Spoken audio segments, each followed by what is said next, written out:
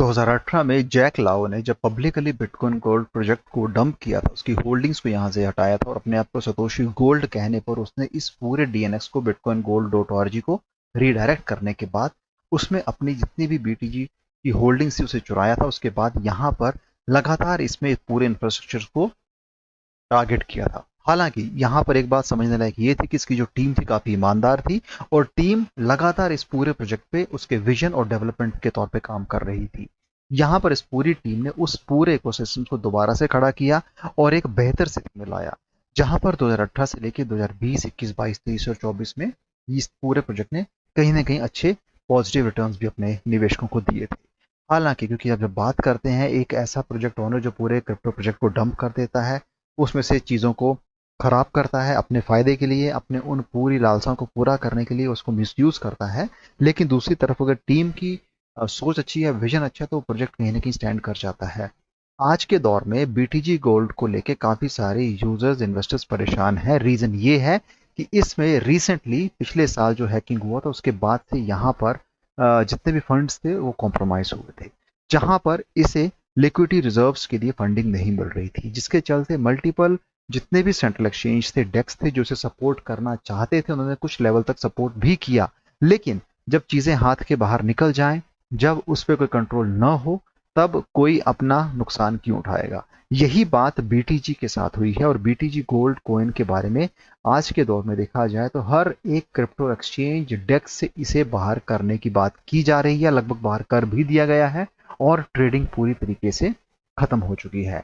लेकिन बीटीजी की टीम ने यहां पर एक ईमेल किया था जो कि डेक्सा, अपबिट, बिटथम, कॉइन वन और दूसरे एक्सचेंज को कि यहां पर इसे वो स्वैप करने के लिए सपोर्ट करें, ताकि जो यूजर्स हैं उन्हें इसमें किसी भी प्रकार का नुकसान न झेलना पड़े, कम से कम जो लगाया है वो तो मिले।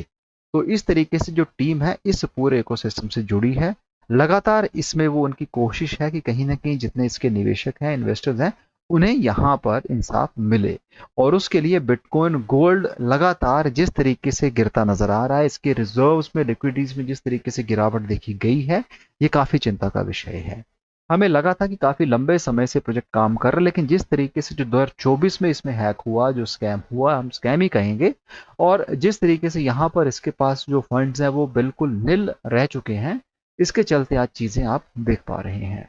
प्राइस काफी हद तक नीचे गिर चुका है और यहाँ पर इस पूरे प्रोजेक्ट को दोबारा खड़ा करना थोड़ा मुश्किल हो सकता है। लेकिन जैसे हमने पहले ही कहा कि जब 2018 में इसके साथ इतना बड़ा जब एक फ्रॉड किया गया था, इसकी पूरे ऑनर्स ने इसके जब डंप कर दिया था, फिर भी तो ये प्रोजेक्ट को खड़ा किया गया, तो कहीं ना कहीं टीम ने पूरी मेहनत की थी इसे दोबारा खड़ा करने में।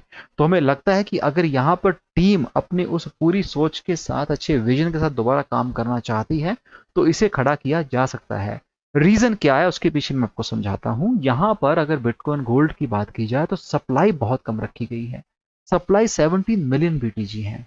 यहां पर अगर अच्छे खासे मार्केटिंग कैंपेन्स चलाए जाएं, यहां पे फंड रेजिंग की जाए और इस पूरे इकोसिस्टम्स को अगर दूसरे बड़े क्रिप्टोज, वेल हो गई, कंपनीज हो गई, क्रिप्टो प्रोजेक्ट हो गए, अगर इसे सपोर्ट मिलता है तो इसमें पंप लाया जा सकता है, इसमें एक अच्छा खासा ऑल टाइम हाई क्रिएट किया जा सकता है और उसकी प्रोबेबिलिटी भी यहाँ पर हाई समझी जा सकती है, क्योंकि प्रोजेक्ट काफी पुराना है, इसको ऐसे ही तो नहीं छोड़ सकते हैं। और इस तरीके से जब इतनी मेहनत इतने लंबे समय से की गई है, पिछले इतने सालों से, तब हमें लगता है कि कहीं ना कहीं इस पूरे इकोसिस्टम के अंदर कुछ ना कुछ तो करना चाहिए, क्योंकि जब आप इतने सारे लोगों ने इसमें निवेश किया है, उनके साथ तो जस्टिफिकेशन होना चाहिए, हम ऐसा मानते हैं। इसके साथ यहाँ पर थोड़ी सी गलती ये भी रही कि टीम यहाँ पे अब उस तरीके से एक्टिव नजर नहीं आती है। कोशिश की जा रही है, लेकिन जब आप बात करते हैं एक लंबे प्रोजेक्ट में आप काम कर रहे हो, तो हमें लगता है कि उसे लगातार लाइमलाइट में रखने के लिए कुछ ना कुछ तो होना चाहिए। भले ही हर चीज पैसे से नहीं होती है, लेकिन वहां पे कम्युनिटी इंगेजमेंट तो किया जा सकता है। कम्युनिटी इंगेजमेंट करने के लिए हमेशा ही पैसों की जरूरत या फंड्स की जरूरत नहीं होती है, वो आप ऐसे भी कर सकते हैं, क्योंकि आपके पास आपका मीडिया प्रेजेंस है, सोशल मीडिया हैंडल्स हैं, आप उनके थ्रू भी इन चीजों को कर सकते हैं। जैसा कि आप देख पा रहे हैं, सभी आंकड़े यहाँ पे लगभग आपको रेड में ही दिखते हैं और इसका मतलब ये भी है कि यहाँ पर इसकी जो पूरी की पूरी लिक्विडिटी रिजर्व्स हैं वो कहीं ना कहीं स्टेक पे तो हैं। अब क्योंकि काफी सारे प्रश्न आए कि अब कर क्या सकते हैं, दोस्तों मैं आपको यही कहना चाहता हूँ कि आप बिल्कुल भी नुकसान में यहाँ पर न कोई भी ऐसी काम करें जिससे आपको कल को पछतावा हो। हालांकि यहाँ पे आप सेल तो कर नहीं पाएंगे क्योंकि रिजर्व्स लिक्विडिटी है नहीं, और क्रिप्टो एक्सचेंज पे आप इसे कुछ भी नहीं कर सकते हो। फिलहाल जो अगर स्वैप का ऑप्शन यहाँ पर BTG की ओर से कुछ मिलता है तो वो जरूर मैं आपको शेयर करूंगा। 3 घंटे पहले का यहाँ पर बिटकॉइन गोल्ड की ओर से इंफॉर्मेशन आई है कि मर्ज बैक बिटकॉइन। यहाँ पर इसकी कम्युनिटी, इसकी टीम इसको लेके थोड़ा तो कहीं ना कहीं सीरियस नजर आती है, जहां पर इन्होंने कुछ सुझाव दिए हैं और किस तरीके से बिटकॉइन गोल्ड को यहाँ पर दोबारा से खड़ा करने की जो बात करते हैं उसको लेके यहाँ पर ये मैसेज डाला गया है कि we can merge back bitcoin और बिटकॉइन गोल्ड को दोबारा से यहाँ पे लाया जाए। उस तरीके से टीम यहाँ कोशिश कर रही है, हालांकि ये कितने सफल हो पाते हैं तो समय ही बताएगा।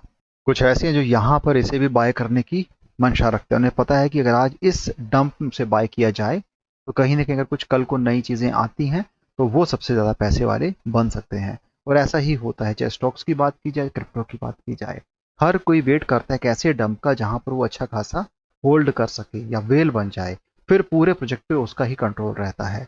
तो ये चीजें भी हैं, अब देखते हैं आने वाले समय में टीम कैसे काम करती है। लगभग तो प्रोजेक्ट जो है डेड हो चुका है, जैसा कि as per the current scenario हम देख पा रहे हैं। उम्मीद सिर्फ ये है कि जैसा 2018 में हुआ था अगर वो रिपीट होता है तो कहीं ना कहीं इसमें एक नई जान होगी जा सकती है।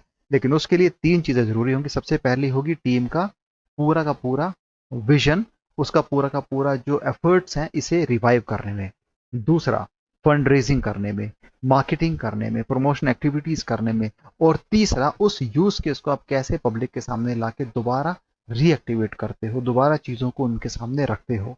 तो ये 3 स्टेप अगर यहाँ पे इसकी पूरी टीम करती है, क्योंकि सप्लाई बहुत कम है और लंबे समय से ये प्रोजेक्ट चल रहा है, तो कहीं ना कहीं बिटकॉइन गोल्ड में अगर ये चीजें रिवाइव होती हैं तो बहुत बड़ा एक चेंज इस पूरे प्रोजेक्ट में लाया जा सकता है।